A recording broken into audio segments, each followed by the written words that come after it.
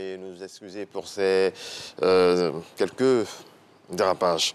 Bonjour à tous, excellente journée à vous. On démarre tout de suite au palais présidentiel où un conseil des ministres va donc se tenir aujourd'hui. Que faut-il faire pour la bonne marche de la nation?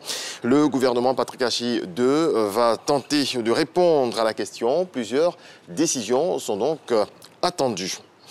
Le vice-président de la République de Côte d'Ivoire, Timoko Mélié Koné, a rendu ce mardi à Bissau une visite de courtoisie au président de la République de Guinée-Bissau, Umaro Sissoco Embalo. Le point de la rencontre avec Viviane Aïma. Cette visite du vice-président de la République, Koné Timoko Mélié, ce mardi 3 mai en Guinée-Bissau, fait suite à celle effectuée successivement au Sénégal, au Togo, au Bénin et au Niger, à la demande du président de la République Alassane Ouattara.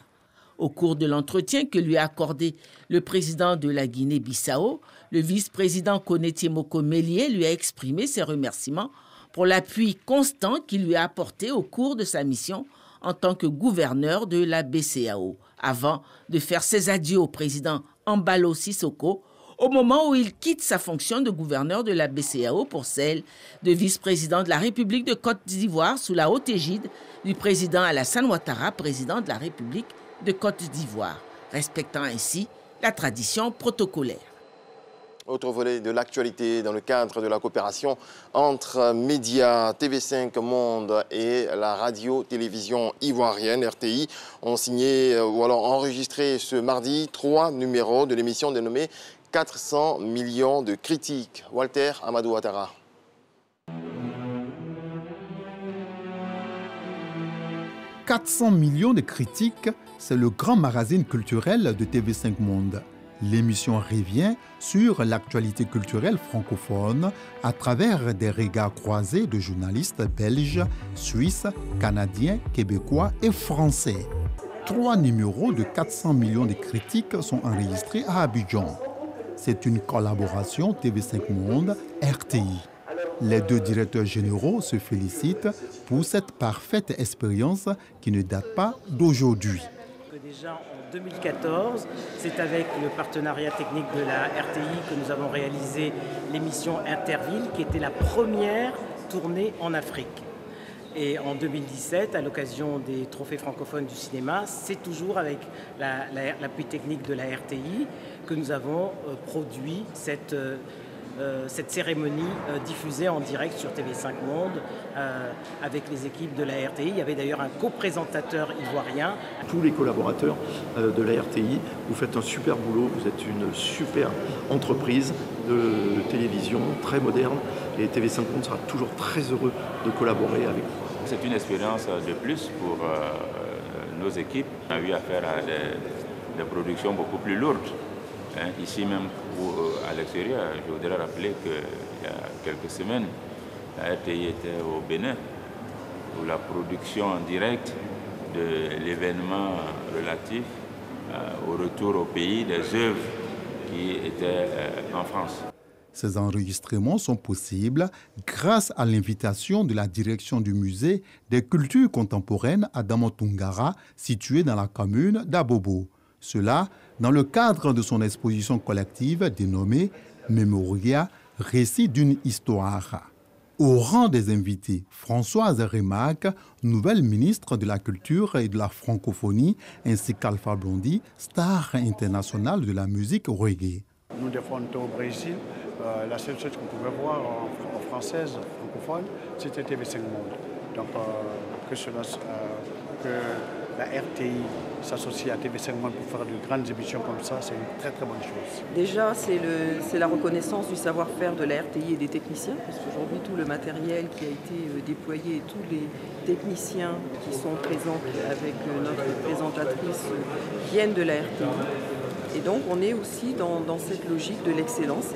L'émission 400 millions de critiques est habituellement enregistrée dans tous les musées francophones de la planète Terre.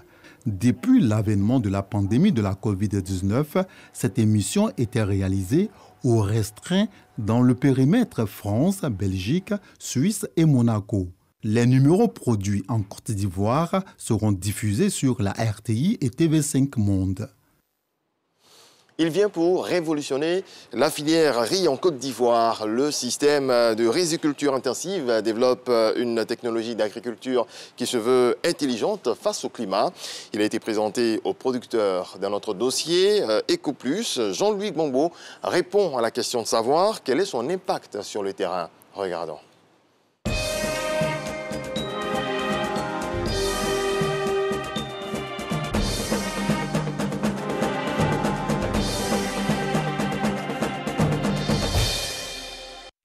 La terre légère, on va dessus. On arrose. Après, on met la semence. On prend un lot, on met dans 1 mètre carré. Séance de démonstration pour la réalisation d'une pépinière de riz. Nous sommes dans le département de Boundiali, l'un des 13 départements choisis pour l'expérimentation du projet SRI, Système de riziculture intensive. Voici les fiches techniques destinées aux riziculteurs bénéficiaires du projet SRI dans le GON à Boundiali. C'est 30 fiches techniques pour chacun des 30 riziculteurs retenus. Une pratique culturelle innovante pour l'amélioration de la production du riz en Côte d'Ivoire, dans un contexte où la production locale du riz se trouve déficitaire depuis plusieurs décennies. Au niveau de la pépinière de riz, l'avantage que nous avons eu, c'est comme d'utiliser moins de semences. Voilà. Donc ça, on a vu, c'est une importance. Ça nous a progressé dans notre culture de riz. Lancé en juillet 2019 pour une période de 24 mois, le projet est exécuté par une équipe de chercheurs du CNRA, le Centre national de recherche agronomique. Des tests de démonstration. Vous avancez, vous venez encore derrière. Des visites paysannes sur les sites sont effectuées en vue d'apprécier et de partager la performance de cette technique culturelle lancée dans les années 80. C'est une technique rizicole qui est rationnelle et qui a pour caractéristique essentielle l'utilisation d'une faible quantité de semences. Au lieu de 80-60 en moyenne dans les bassins, avec le SRI, il faut 10 kg de semences par hectare. Pour la diffusion de cette pratique, dont l'objectif global est de contribuer à l'amélioration de la productivité du paddy en riziculture irriguée, ce sont au total 240 riziculteurs qui ont fait l'apprentissage.